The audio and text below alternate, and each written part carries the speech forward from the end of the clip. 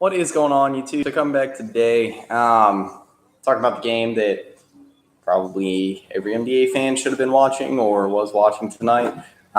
It is the Raptors and Bucks. It is the end of Game 5. Honestly, caught me off probably more off guard than the Raptors winning 2 straight at home.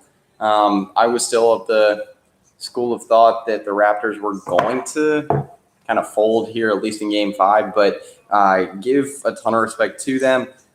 Through and through, pretty solid effort for the Raptors, not a very good one for the Bucks. This one for the Bucks was probably more of a stinger than any of the past 2 losses because they just started out so hot. The Bucks, and then it just all came crashing down. Second and fourth quarter, the Bucks played very poorly, and that's what cost them the game. 32-22 lead at the end of the first quarter. It looked like they were going to be able to run away with this one. But once again, the Bucks supporting cast does not really give enough. And the bench was just not very good for the Bucks in this game. The Raptors bench, outside of Fred VanVleet, who was massive for the Raptors in this game, wasn't as big as it was last game. But even so, Serge Ibaka didn't get much time off the bench, but he was still a +9. But Fred VanVleet was a +28 on the night. So that kind of speaks for itself. The one name that I keep coming back to that just seems to really, really be hurting the Bucks of late is Eric Bledsoe. Eric Bledsoe wasn't bad necessarily in this game. He was 6 of 14 from the field for 20 points. But I think there were 2 players that really, really, really hurt the Bucks tonight. One being Chris Middleton, and then another being, again, not a huge role in this game, but Niko Mirotic was not very good for the Bucks at all. 9 minutes off the bench, 0 of 4. He was a -11 in the game. The Bucks bench just in general was getting completely outplayed. George Hill wasn't bad off the bench for them, 12 points, 5 of 8 from the field. Had a few nice off, few pick and roll looks and driving the lane, but like I said, just the Bucks, it was just not what they needed tonight. Same theme as usual. They just didn't get off enough 3-pointers. And the ones they did get off, they were outshot by the Raptors from the free throw line. They were outdone. They did hit the boards harder than the Raptors. They had 5 more turnovers than the Raptors. Giannis, decent game, but 5 fouls, 2 blocks, 6 assists, 6 rebounds, and 24 points. He was 2 of 3 from 3, which was pretty impressive. Nice game from Malcolm Brogdon and Brook Lopez. I thought that those 2 actually had a very nice game.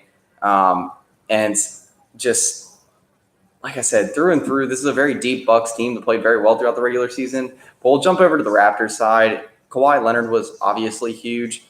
35 points, 5 of 8 from range, 7 rebounds, 9 assists. Only turned the ball over once, too. So, big game there from Kawhi.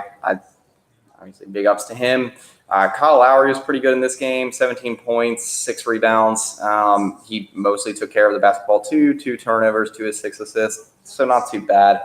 And then again, Fred VanVleet, can't say enough about him coming off the bench for the Raptors, 21 points, 7 of 9 from range. He was absolutely pivotal for them. But again, the Bucks it felt kind of like the Blazers in this game where they just took control of the game until the fourth quarter. And the Raptors did take control in the second quarter, but anyway, I think the real question is here, how did the Bucks respond? I know that's going to be talked about a lot.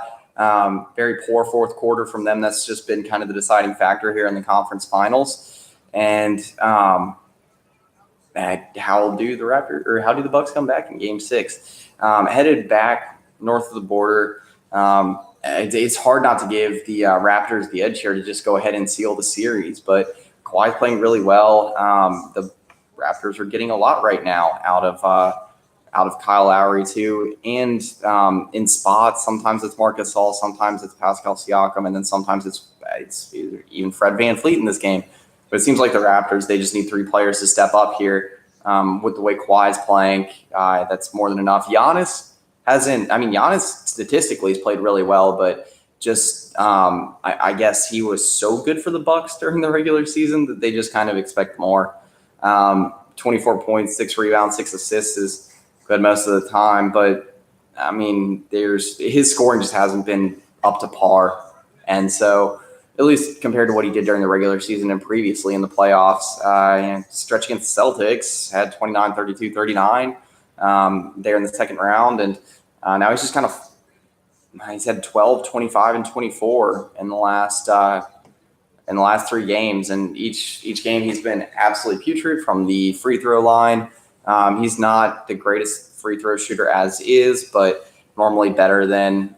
He's hovering right around 50% right now. Actually, I think he's been a little bit worse than 50% from the line in the last 3 games.